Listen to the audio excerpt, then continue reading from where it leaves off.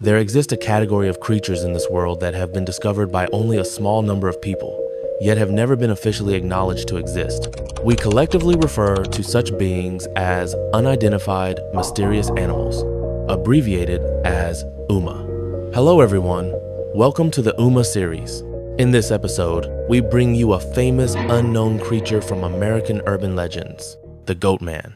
The Goatman is a creature shrouded in mystery.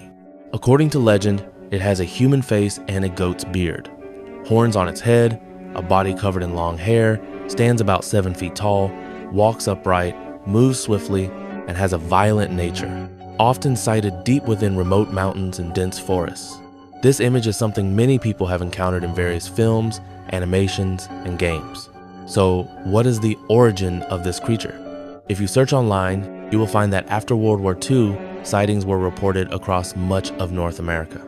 The most widely circulated account dates back to the early 1970s. It is said that at the Beltsville Agricultural Research Center in Prince George's County, Maryland, a researcher named Stephen Fletcher accidentally transformed his assistant into a half-human, half-goat creature during a biological experiment on goats, causing the assistant to lose sanity and begin attacking passing vehicles and pedestrians with an axe along the roads of Beltsville. Of course, this strange rumor has never been confirmed. But considering the United States' enthusiasm for biological weapons research during the Cold War, many people found this explanation believable. According to local residents, rumors of a humanoid creature had already been circulating since 1950, including the Upper Marlboro ghost incident in 1957 and a creature attack in 1962, during which the creature was said to have killed 12 children and 2 adults, with various versions spreading by word of mouth. What truly brought the Goatman into public awareness was an article published in October 1971 by the Prince George's County News about the folklore archives of the University of Maryland, which mentioned the legend of the Goatman. 2 weeks later, the same reporter released a follow-up article detailing a real incident involving the Goatman. The story goes as follows. A sheepdog named Ginger suddenly went missing, and when it was found, only a headless body remained. Coincidentally, on the night Ginger disappeared, several young girls nearby reported hearing a sharp scream and witnessing a large creature walking on its hind legs. Although the article suggested that Ginger's death might have been caused by a train, the dog's owner, Edwards, firmly believed that the Goatman was responsible. From that point on, various sightings of the Goatman were gradually uncovered by the media, though how many of them are true remains unknown. Another famous legend of the Goatman comes from Kentucky, where it is also known as the Pope Lick Monster. Since the 1960s, a terrifying legend has circulated in Louisville, Kentucky, claiming that beneath a railway trestle over Pope Lick Creek lives a mysterious half-human, half-goat creature with horns on its head and ladder-like legs.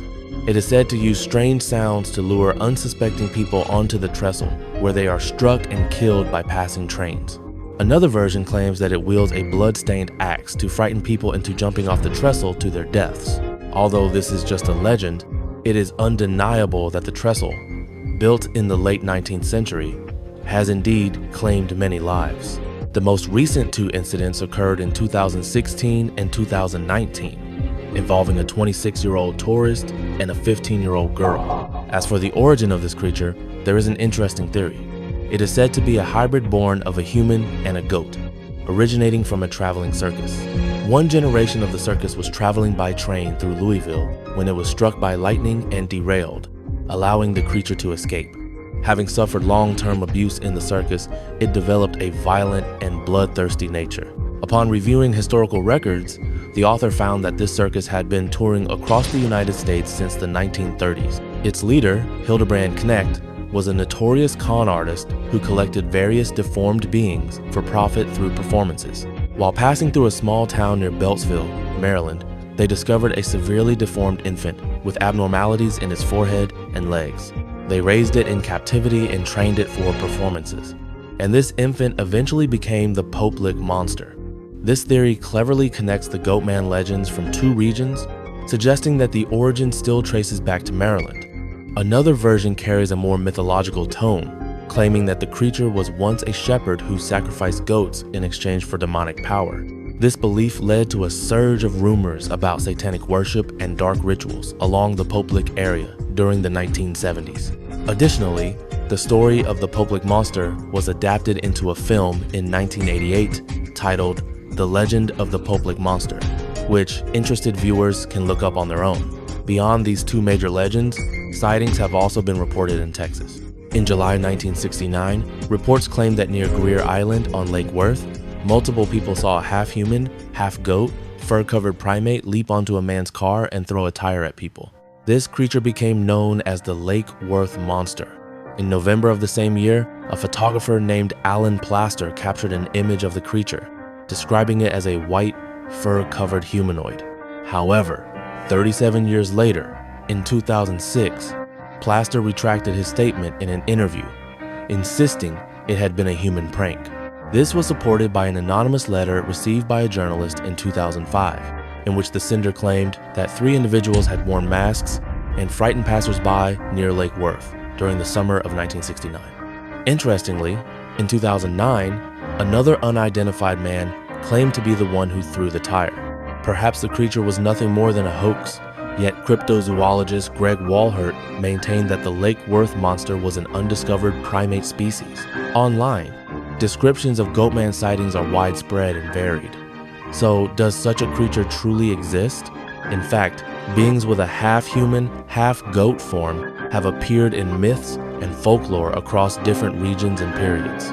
For example, in ancient Greek mythology, the god Pan is depicted as having a human body with goat horns and ears, and the lower body of a goat. Pan is the god of shepherds, forests, and music, and the son of Hermes. The 2006 American fantasy film Pan's Labyrinth also vividly portrays a similar figure. Other half-human, half-goat figures include Faunus in Roman mythology, Khnum from Egyptian mythology, the Glashtan from Scottish folklore, Baphomet in certain occult traditions, Krampus in Alpine folklore, and the nature spirit Puck from English folklore. Even in the Chinese text Shanhai Jing, there is mention of mountain gods with human bodies and goat horns, whose appearance is said to bring storms and floods, causing devastation. With so many historical references, it may seem that such creatures have a basis for existence. However, from a realistic perspective, the possibility of such beings existing is extremely low. First, genetics has already ruled out the possibility of combining human DNA with that of goats, directly refuting the idea of human-goat hybrids. Additionally, with the advancement of science and technology and increasing responsibility of law enforcement in the United States, sightings have become less frequent. This leads to the suspicion that individuals or groups may have intentionally created such narratives to generate mystery and fear. While mythical creatures cannot be verified, it is known that ancient people across cultures often used animal skins or parts as symbols of power and status. Therefore, it is more likely that such creatures are projections created by human imagination. Even today, the image of a goat-headed humanoid frequently appears in films and animations, and human curiosity about it has never ceased. Yet no one can definitively deny its existence. As always, the unknown is greater than the known, and that is precisely the charm of UMA. That concludes this episode. Thank you for watching. Don't forget to like, subscribe, and leave a comment to share your thoughts.